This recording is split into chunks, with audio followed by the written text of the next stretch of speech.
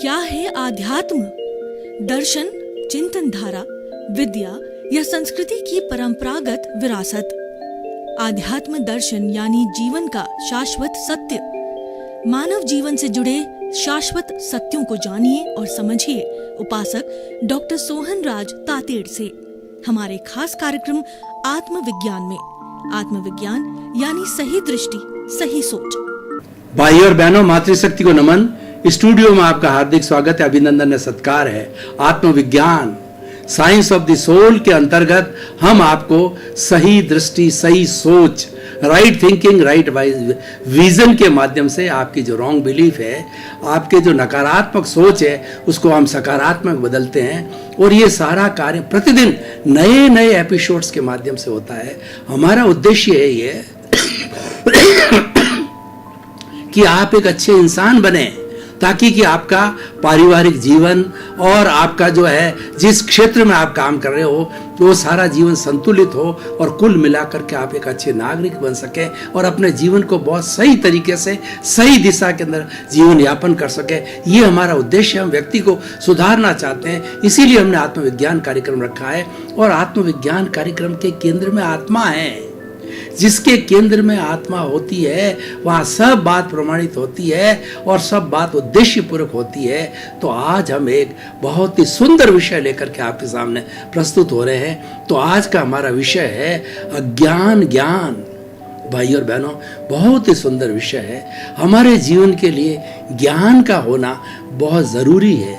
हम चल रहे हैं, हमको चलने का ज्ञान नहीं है कि किस दिशा में जाना है या किस तरफ मुड़ना है। हम गाड़ी चला रहे हैं, हमको पता नहीं है कि लेफ्ट साइड में चलानी चाहिए कि राइट साइड में चलानी चाहिए। हमारा मोड़ किधर से जो आता है और दूसरा हमें कितने किलोमीटर जाना जाता है। इन सब चीज़ का जो हमें ज्ञान होना चाहिए। ज्ञान दो तरह के होते हैं। एक तो सांसारिक ज्ञान होता है, यानी बाह्य जगत का ज्ञान होता है, और एक भीतरी जगत का ज्ञान होता है। तो दोनों की धाराएं अलग अलग है। जो बाह्य जगत का ज्ञान है उससे हमारा सारा व्यवहार जगत चलता है। हम अपने परिवार के साथ में, अपने वर्किंग प्लेस के साथ के अंदर, लोगों के साथ, समाज के साथ जो है वो सारा बाह्य ज्ञान के माध्यम से जो हम लौकिक जगत में जिसमें रहते हैं उसके ज्ञान से जो है हम कार्य करते हैं और हम एक दूसरे से संपर्क करते हैं और हमारा पूरा जीवन का यापन होता है।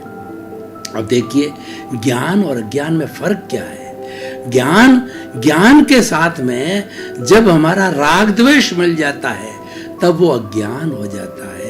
शुद्ध रूप के अंदर ज्ञान रहता है, बाह्य जगत का हो चाहे जो भीतरी जगत का हो। तो आज हम जो बात करेंगे वो भीतरी जगत के ज्ञान की बात करेंगे, क्योंकि हमारा आत्मा से जुड़ा विषय है, उसकी बात करेंगे।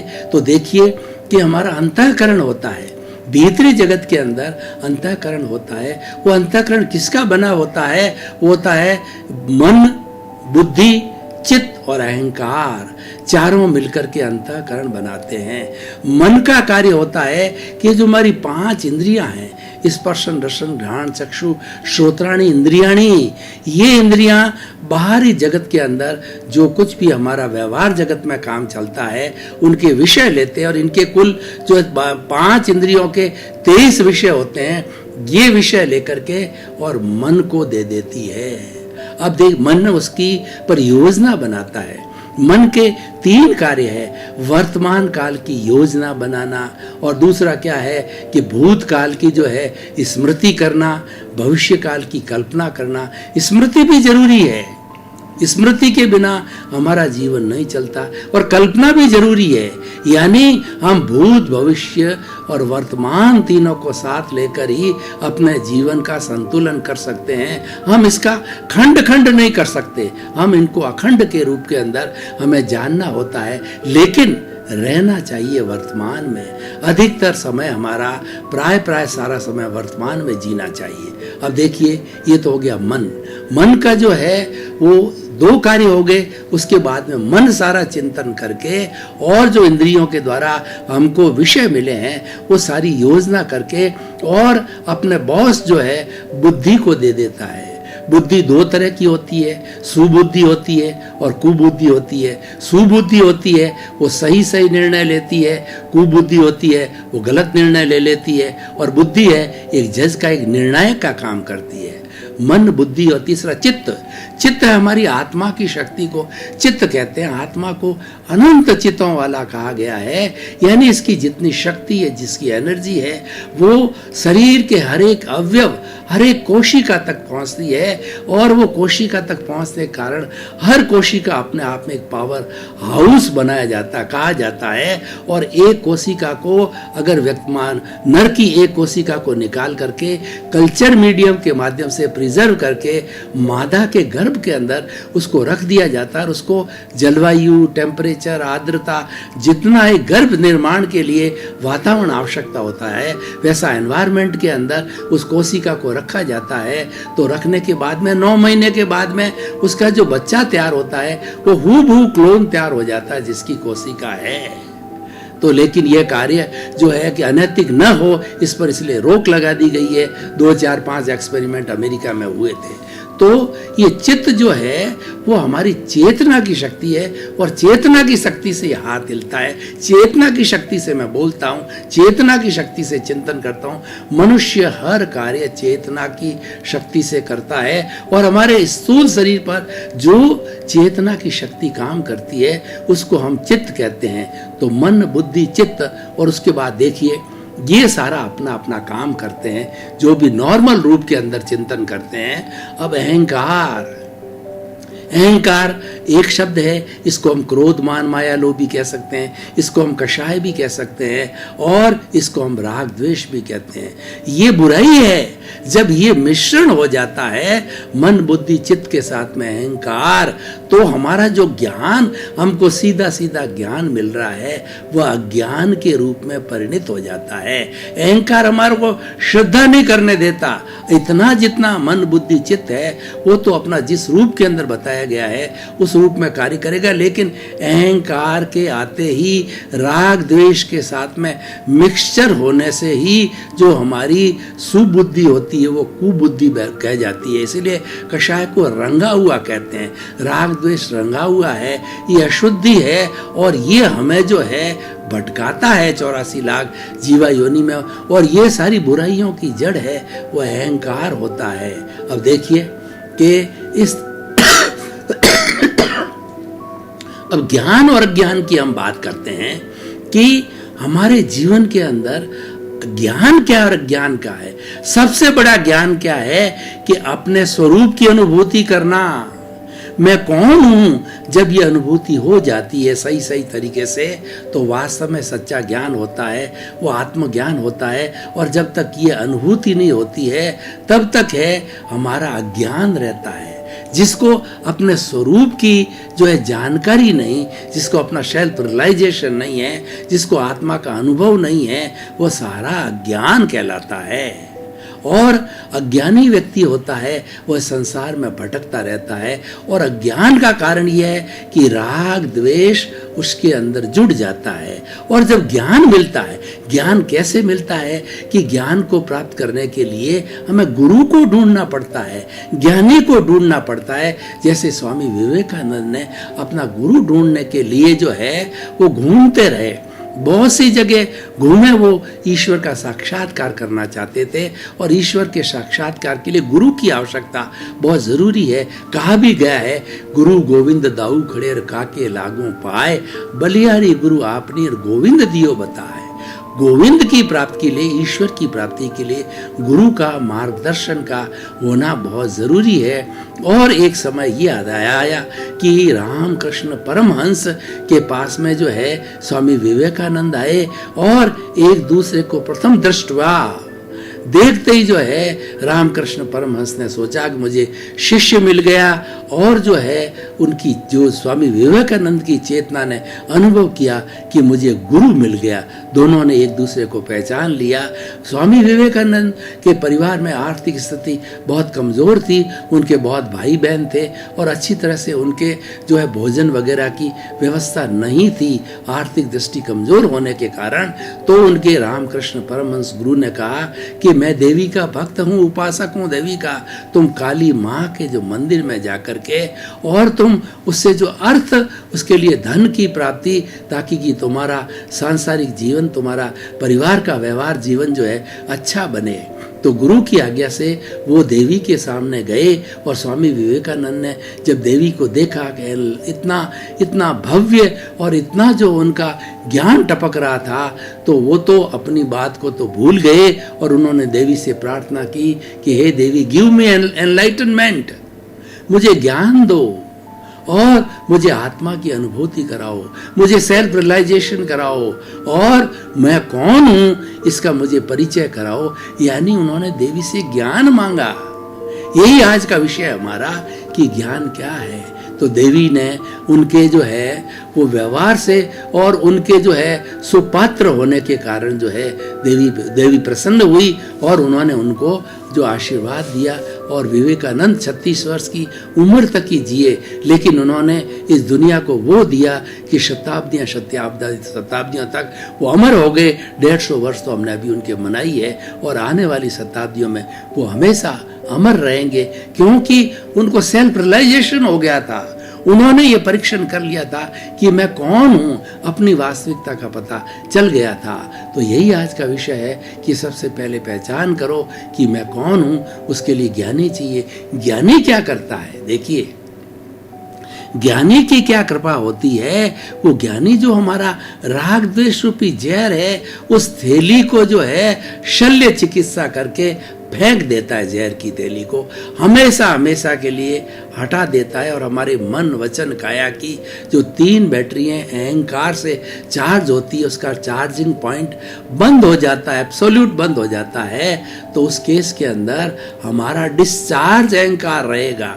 डिस्चार्ज, क्योंकि चार्ज अहंकार को गुरु ने जो है वो मृतवत कर दिया, भस्मीभूत कर दिया, इसीलिए हमारा चार्ज अहंकार नहीं रहा। और वो डिस्चार्ज अहंकार क्या है कि जन्म जन्मांतर तक हमने जो है 84 लाख जीवा योनियों के साथ में जो बुरा व्यवहार किया है, जो दोष किए हैं, जो उनको दुख दिया है, उनका सारा जो इकट्ठा हुआ हमारा कर्म शरीर, हमारा लिंग शरीर, हमारी कौशल बॉडी, 8 कर्म ज्ञानावर्णीय, दर्शनावर्णीय, वेदनीय, मोहनीय, आयुष्य, नाम, गोत्र और अंतराय, पुण्य, पाप, जितना भी इकट्ठा हुआ है वो एक बर्फ की शिला की तरह पिघला हुआ रहेगा और धीरे धीरे धीरे वो पिघलता रहेगा। और कुछ जो है वो भवों के अंदर नया हमारे कर्मों का बंधन नहीं होगा और अगले भव में भी जो है हमारी प्रतिष्ठित आत्मा में केवल डिस्चार्ज अहंकार रहेगा। और जो जीवात्मा है, जो अज्ञानी है, देखिए ज्ञान और ज्ञान दोनों विषय है। और जिसको कि आत्म स्वरूप नहीं हुआ है,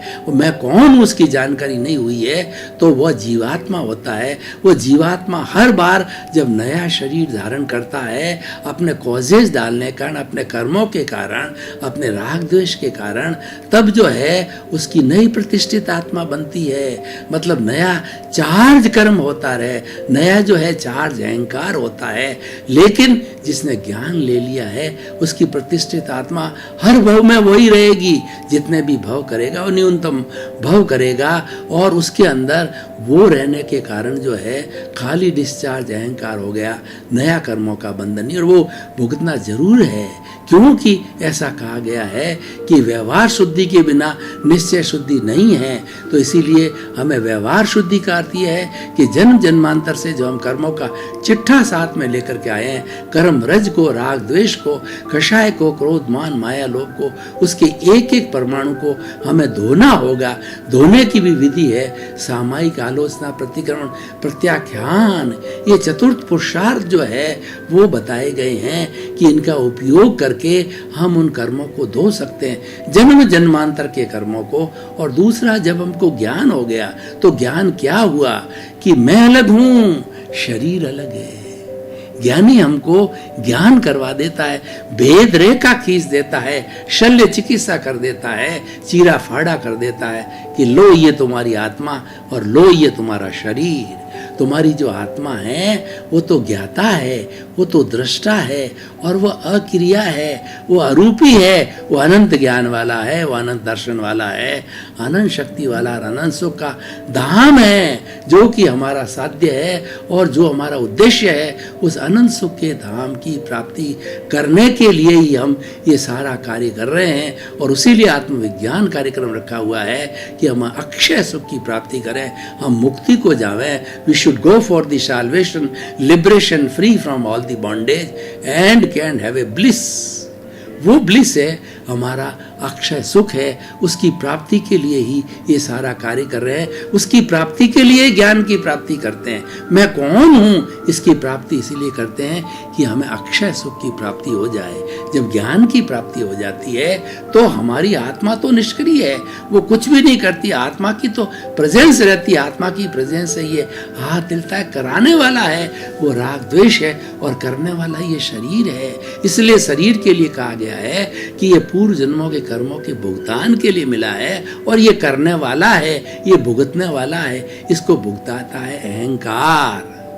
और अहंकार जो डिस्चार्ज ज्ञान लेने के बाद रहा है, धीरे धीरे धीरे भुगता करके बर्फ की सीला पूरी पिघल जाएगी, पूरा जो है बर्फ पिघल जाएगा, उसके बाद जीरो हो जाएगा अहंकार।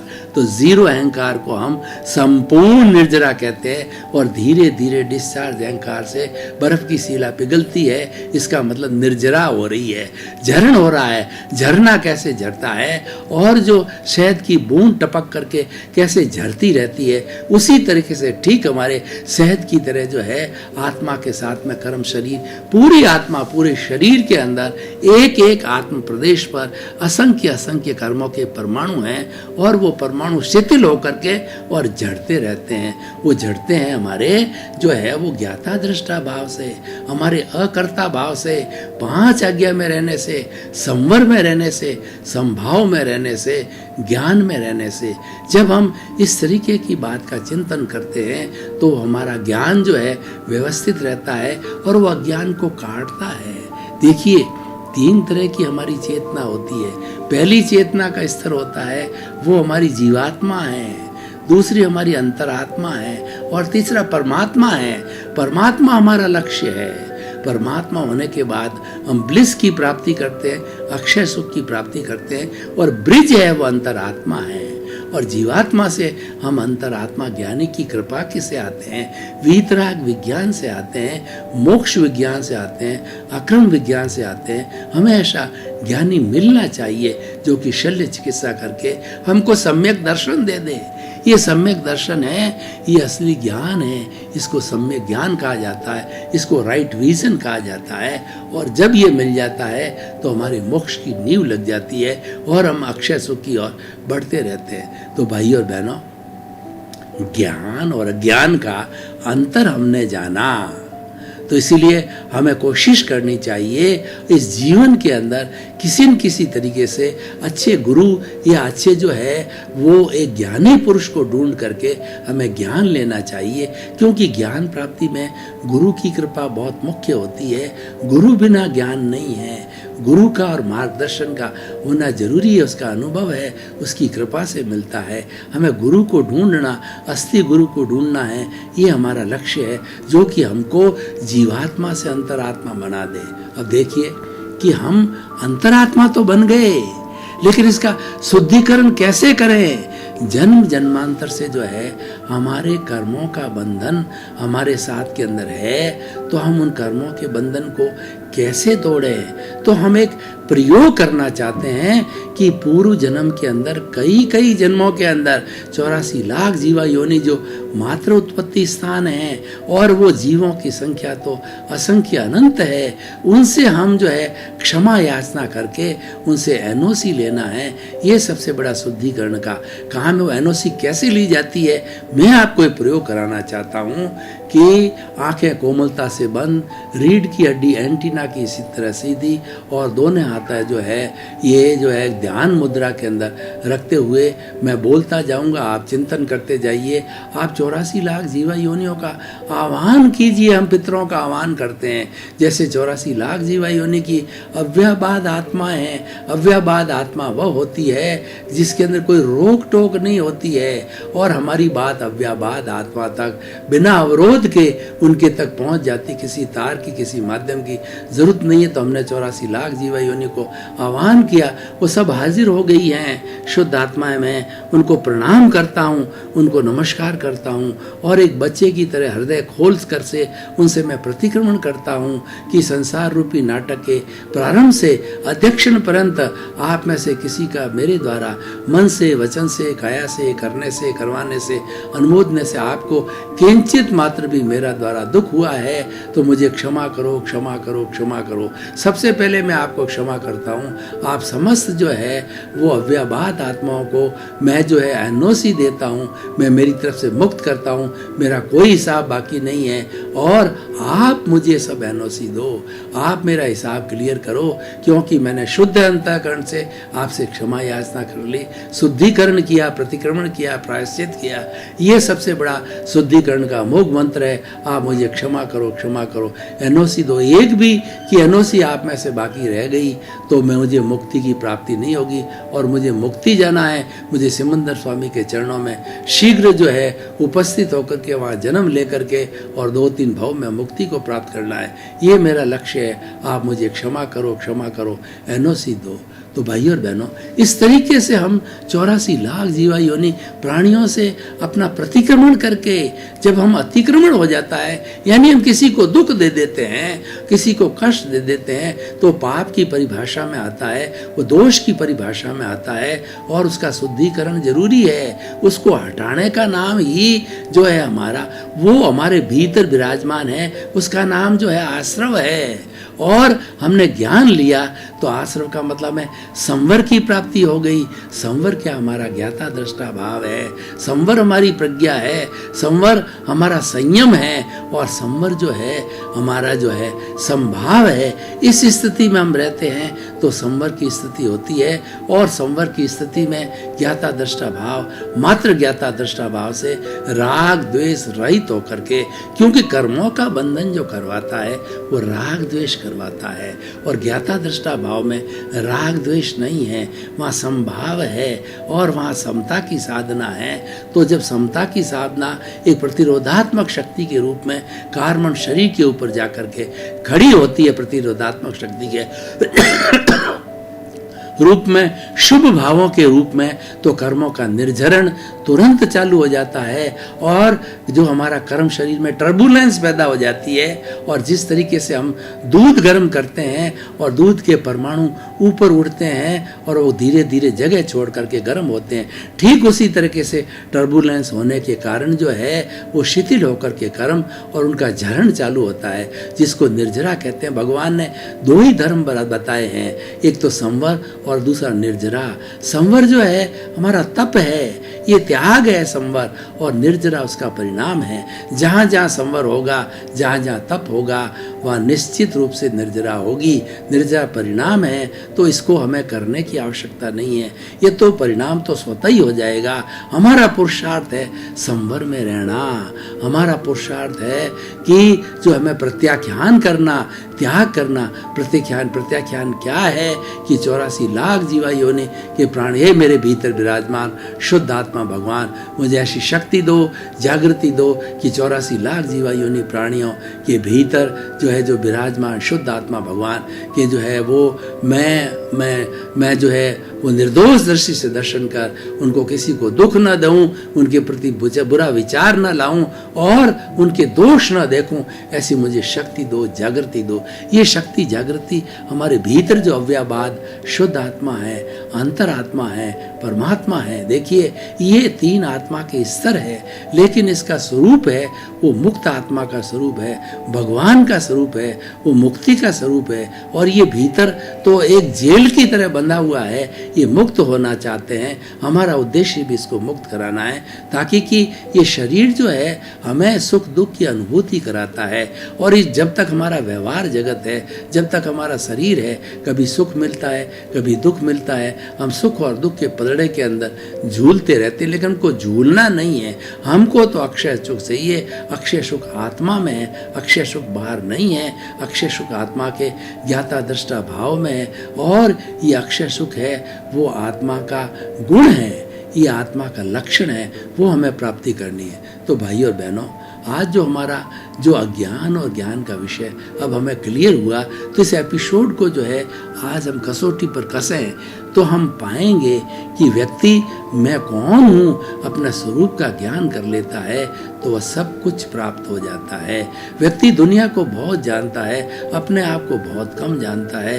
व्यक्ति दुनिया को जो है अपनी गज से नापता है और अपने को दूसरों की गज से नापता है, तो भूल हो जाती है। यही भूल ही अज्ञान है, यही मिथ्यात्व है, यही कर्म बंधन का कारण है। वह जो है ये सोचने लग जाता है कि ये सारा जो कुछ भी करने वाला हूँ वो मैं हूँ। मैंने जो पुस्तकें लिखी, मैं विद्वान बना, मैंने धर्म कमाया, मैंने बंगले का निर्माण किया, मैंने फैक्ट्री का निर्माण किया, और मैं किसी का पिता हूँ, मैं किसी का पुत्र हूँ, किसी का भाई हूँ। मैं और मेरा का जहाँ पर अस्तित्व रहता है, जहाँ पर ये अहंकार रहता है, वह अज्ञान है। और वही जो है वह हमारा जो है स्वरूप का ज्ञान नहीं होने देता, और यही अज्ञान है। और स्वरूप का ज्ञान क्या है कि मैं तो अकर्ता हूँ, मैं तो ये संजोग हूँ, मैं तो एक संजोग हूँ। और कर्ता जो है संपूर्ण रूप से कर्ता व्यवस्थित शक्ति है, जो द्रव्य क्षेत्र काल भाव है, और वो 6 एलिमेंट से बना हुआ। कौन कौन से? एनिमेट, इनएनिमेट, और दूसरा टाइम, स्पेस एंड स्काई। तो ये जो 6 एलिमेंट्स हैं, इससे सारी सृष्टि बनती है। भाई और बहनों, आपका बहुत बहुत धन्यवाद। आप जो ये कार्य हमारा आत्मविज्ञान कार्यक्रम है बराबर देख रहे हो, देखते रहिए। आपको जीवन की नई सृष्टि मिलेगी, जीवन की नई दृष्टि मिलेगी, जीवन की नई दिशा मिलेगी। आपका जीवन धन्य होगा, और आप सोचने लग जाएंगे कि मैं कौन हूँ, और अपने जीवन का निर्माण करेंगे। जीवन का आपको लक्ष्य मिलेगा, क्योंकि हमारा लक्ष्य है सुधरे व्यक्ति, समाज व्यक्ति से राष्ट्र स्वयं सुधरेगा। हम व्यक्ति को सुधारना चाहते हैं। आपके प्रति मंगल भावना शुभ। आत्मविज्ञान में आत्मविज्ञान यानी सही दृष्टि, सही सोच।